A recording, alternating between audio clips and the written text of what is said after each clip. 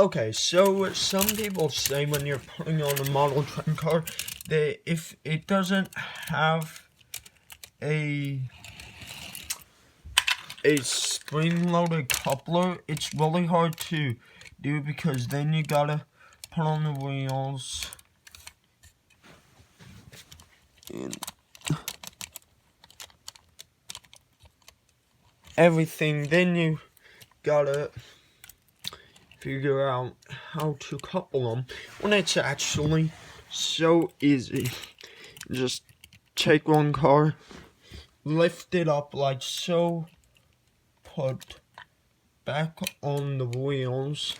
If you guys didn't see that, then you just lift, place on, super easy.